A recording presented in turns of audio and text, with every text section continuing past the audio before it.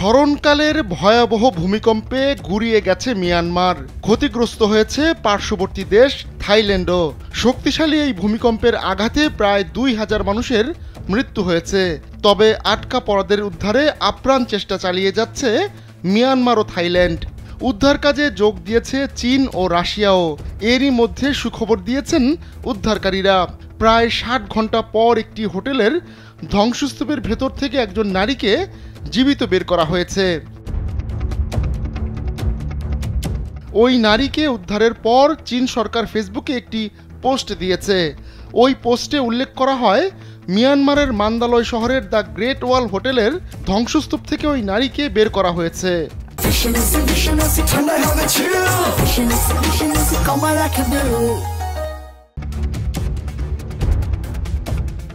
শুক্রবার আঘাত হানা ৭.৭ মাত্রার ভূমিকম্পের কেন্দ্রস্থলের কাছাকাছি অবস্থিত এই মান্দালয় শহর।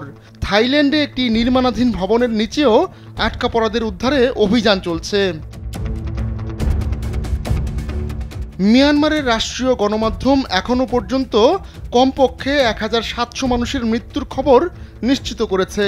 তবে দ্য ওয়াল স্ট্রিট জার্নাল জানিয়েছে মৃতের সংখ্যা ২,০২৮ জনে পৌঁছেছে। যদিও রয়টার্স তাৎক্ষণিকভাবে মৃতের এই সংখ্যা নিশ্চিত করতে পারেনি। প্রায় ৩ দিন আগে ঘটা ওই ভূমিকম্পে মৃতের সংখ্যা আরও বাড়তে পারে বলে ধারণা করা হচ্ছে। তবে ভয়াবহ এই ভূমিকম্পের পর সবচেয়ে অলৌকিক ঘটনার সাক্ষী হয়েছেন উদ্ধারকারীরা। মান্দালয়ের দ্য গ্রেট ওয়াল হোটেলের ধ্বংসস্তূপের নিচ থেকে একজন নারীকে জীবিত উদ্ধার করা হয়েছে। মিয়ানমারে চীনা দূতাবাস এক ফেসবুক পোস্টে এ তথ্য জানিয়েছে। ওই নারীর অবস্থা এখন স্থিতিশীল আছে। মধ্যাঞ্চলীয় মিয়ানমারে ভূমিকম্প ক্ষতিগ্রস্তদের জন্য জরুরি সাহায্য পাঠানোরও ঘোষণা দিয়েছে জাতিসংঘ সহ বিভিন্ন দেশ। এরই মধ্যে বাংলাদেশ সহ প্রতিবেশী দেশগুলো মিয়ানমারে ত্রাণ পাঠিয়েছে।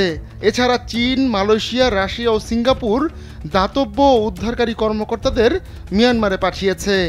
যুক্তরাষ্ট্র জানিয়েছে তারা দেশটিকে $২০ লাখ অর্থ সহায়তা দেবে। এদিকে ভূমিকম্পের মধ্যেও মিয়ানমারে জান্তা সরকারের বিমান হামলা অব্যাহত রয়েছে। এতে মিয়ানমারের সাধারণ জনগণের দুর্দশা আরও বেড়েছে। আহমদুল্লাহ শিকদার, কালবেলা।